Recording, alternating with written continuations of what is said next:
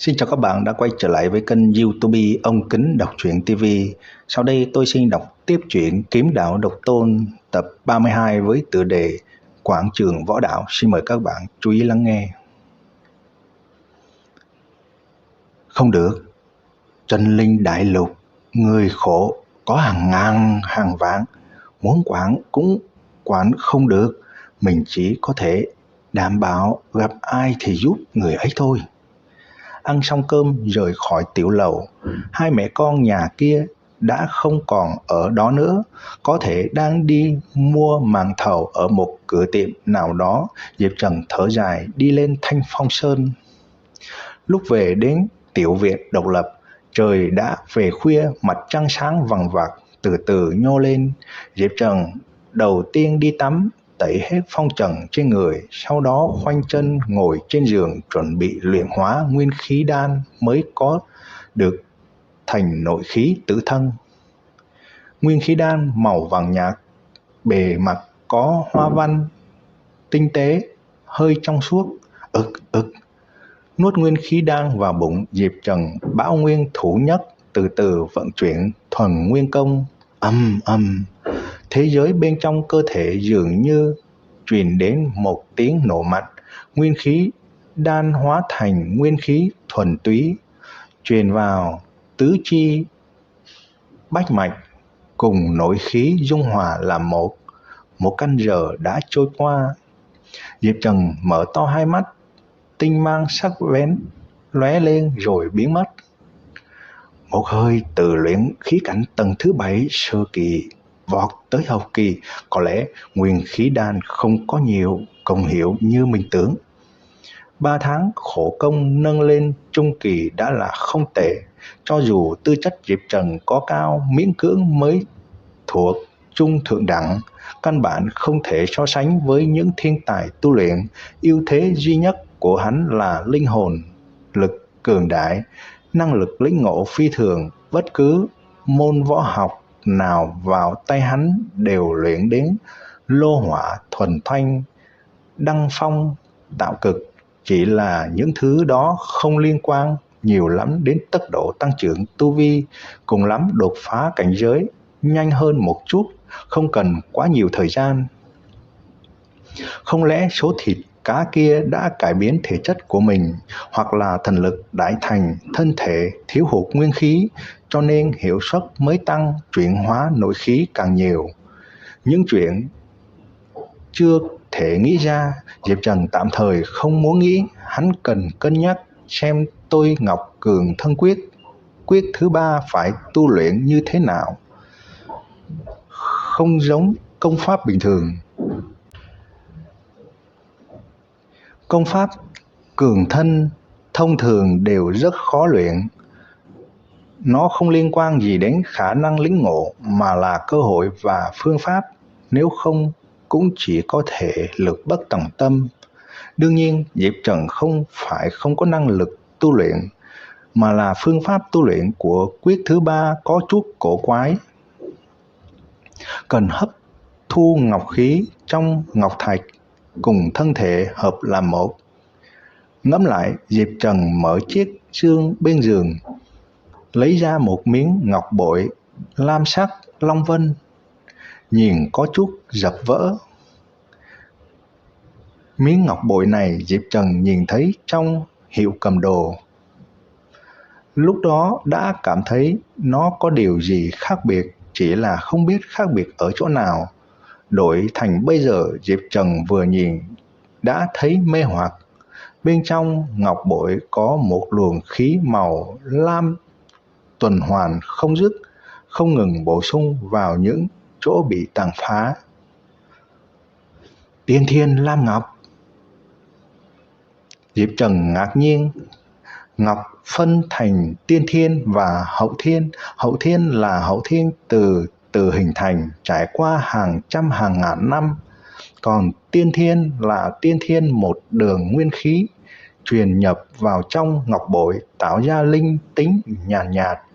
Người mang nó không biết phải nói thế nào, nhưng luôn tránh được đềm rủi. Nhưng hai loại ngọc này cực khó phân biệt. Nếu không phải Diệp Trần linh hồn lực cường đại, khẳng định không thể nhìn ra. Có miếng tiên thiên làm ngọc này có thể tiết kiệm rất nhiều thời gian cho mình, đúng là buồn ngủ lại gặp chiếu manh. Diệp Trần cười cười nắm tiên thiên lam ngọc vào lòng bàn tay. Định tâm thần, Diệp Trần hít một hơi thật sâu, thuần nguyên công vận chuyển đến cực hạn, thuận theo kinh mạch trên tay trùng nhập vào trong tiên nhiên lam ngọc. Nguyên khí và ngọc khí trong lam ngọc sớm đã dung hòa làm một, hình thành linh khí đặc thù tương đối đậm đặc. Nếu như chỉ dựa vào mỗi nội khí thuần nguyên công hấp thu thì đúng là có chút phiền phức.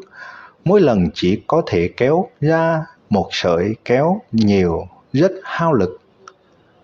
Một sợi thì một sợi, cứ từ từ theo linh khí truyền nhập vào trong cơ thể, mất đi một sự trói buộc của nội khí. Nó ầm ầm khuếch tán nhưng không cùng nội khí kết hợp mà tán giật khắp cơ thể, giống như thân thể biến thành ngọc thể. Tiếp theo là trọng điểm. Tôi ngọc cường thân khẩu quyết từ trong tim chảy ra.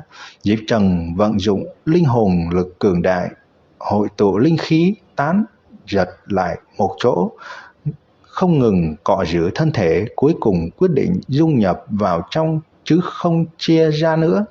Cẩn thận quan sát, có thể phát hiện bề mặt da có ngọc quang lấp lánh, hơi yếu nên để ý mới thấy. Thoáng cái 6 ngày đã qua, Diệp Trần cùng đạt đến giai đoạn tiểu thành, thân thể dung hợp 133 sợi linh khí. Ánh sáng của tiên thiên lam ngọc dần dần tối đi, mất đi linh khí. Lúc này hắn vừa vận tôi ngọc cường thân quyết, bề mặt cơ thể lập tức sáng bóng như ngọc, nhìn có vẻ rất cứng, lại có khả năng trùng kích thị giác. Nhặt lấy con dao gọt hoa quả trên bàn, Diệp Trần nghiến răng vận dụng 6 phần lực khí đâm vào vị trí không quá chí mạng trên ngực. Con dao không thể bằng được tinh cương kiếm, gãy thành hai nửa, trong khi da Diệp Trần chỉ xuất hiện một vệt trắng. Thu ngọc khí, da dẻ Diệp Trần lại trở về vẻ mềm mại ban đầu, ánh sáng ngọc chất cũng mất, mịn nhưng như nhung, vừa có lực đàn hồi lại vừa không mất đi lực bạo phát. Bây giờ mới chỉ là quyết thứ 3 tiểu thành mà đã có phòng ngự như vậy, thật không biết quyết thứ 4, quyết thứ 5 sẽ là hiệu quả như thế nào. Vốn chuẩn bị quyết thứ 3 đại thành mới dùng linh thạch tu luyện, nhưng Diệp Trần cảm thấy bây giờ cũng hợp lý. Kinh mạch và thân thể đã đủ tiếp nhận linh thạch nguyên khí trùng kích, không cần lo lắng tác dụng phụ. Kết quả đúng như dự liệu, linh thạch nguyên khí vẫn bạc tinh thần, chỉ là đã nằm trong vòng kiểm soát, không thể tạo sóng gió được nữa. Một lượng lớn nguyên khí linh thạch chuyển hóa thành nội khí, Diệp Trần rất nhanh đột phá cửa ải luyện khí cảnh tầng thứ 7, đạt đến tầng thứ 8 sơ kỳ. Nhìn hạ phẩm linh thạch vẫn chưa hề thay đổi trong tay, Diệp Trần nhủ thầm, một miếng hạ phẩm linh thạch đủ võ giả ngưng chân cảnh sơ kỳ dùng 5 ngày, còn mình chỉ là luyện khí cảnh tầng thứ 8 võ giả, có lẽ phải dùng hơn 10 ngày, thậm chí nhiều hơn. Vị tiền bối đã chết để lại cho mình một khoản tài phú khổng lồ.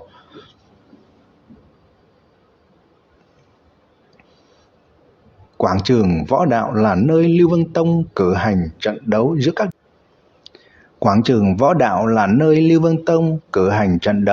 các đệ tử.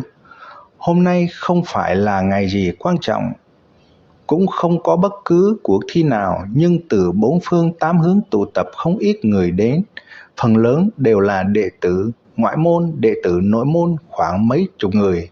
Các bạn vừa nghe xong chuyện Kiếm Đạo Độc Tôn tập 32 với tựa đề Quảng Trường.